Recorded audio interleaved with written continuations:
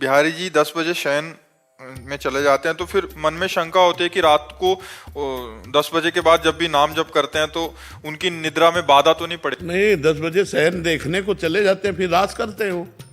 रात में ही तो रास होता है, तो वो शयन कहाँ करते हैं? वो तुम्हारे देखने के लिए शयन में चले जाते हैं। इसके बाद तो प्रिया जी के साथ रास करते हैं। खूब नाम जप करो, उनके शयन में बाधा ली। और देखो, हमारे भाव से उनका शयन होता है, उनका शयन नहीं होता है।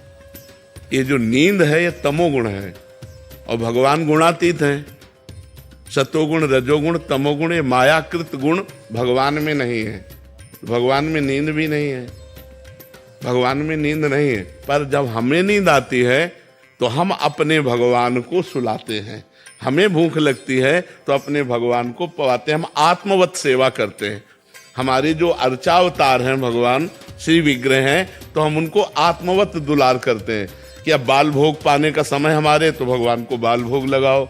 अब भगवान को स्नान करवाओ, अब भगवान को राजभोग लगाओ, अब भगवान को शयन करवाओ। तो शयन कर रहे हैं और हम नाम जप कर रहे हैं, भगवान का नाम कीर्तन कर रहे हैं, भगवान का गुण कीर्तन कर रहे हैं। उसमें भगवान को कोई बाधा नहीं। वास्तविक बात यह है कि भगवान में नींद नहीं है, क्योंकि नींद, निद्रा जो तमोगुण का लक्षण है, तो भगवान तो गुणातीत है।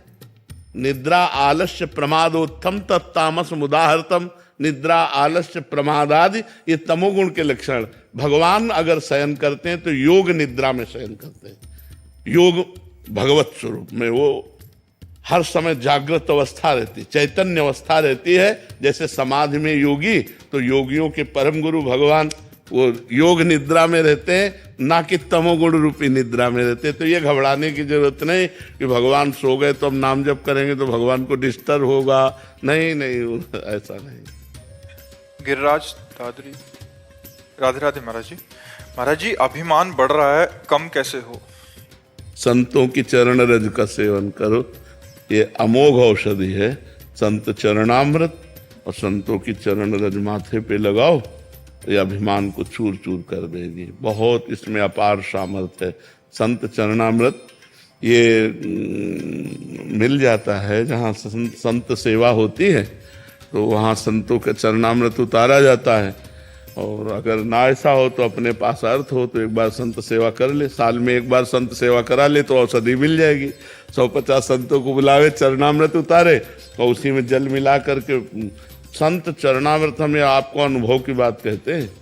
संत चरणामृत और संत चरण रज, रहु गणित तत्तपसा न याति न चेज्जया न निरूपणाद ग्रहाद्वा न छंदसा नैव जलाग्नि सूर्यो बिना महत्पाद रजोभिषेकम। बिना महापुरुषों की चरण रज से अभिषिक्त हुए ये न ब्रह्मबोध होता है, न भगवत प्रेम होता है। चाहे तपस्या कर ले, चाहे घर गृहस्थी के धर्मों का पालन पोषण करे, चाहे सूर्य चंद्र की अग्नि की उपासना कर ले, और बढ़ ही सकता है। अभिमान एक ऐसी वस्तु है, ये बिना कृपा के ढहता नहीं है। कोई भी धार्मिक चेष्टा उसका अभिमान हो जाता है, और अभिमान हो गया तो भगवत प्रसाद स्वरूप जो हमें आनंद मिलना चाहिए वो नहीं मिलेगा। जो कृपा से मिलता है वो फिर बात ये, तभी हमें गुरुजनों की, संत जनों की चरण रज से अपने को अभिषिक्त रखना, सब संतों के चरणों में नमन करना है, दैन्य रहना है।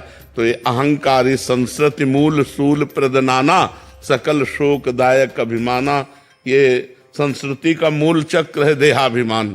यही आवागमन में फंसाता है, और इसी का नाश गुरु चरण सेवा से होता है, संत चरण सेवा से होता है। तिनकी संगति रहत जाति कुल मद सब नंसई।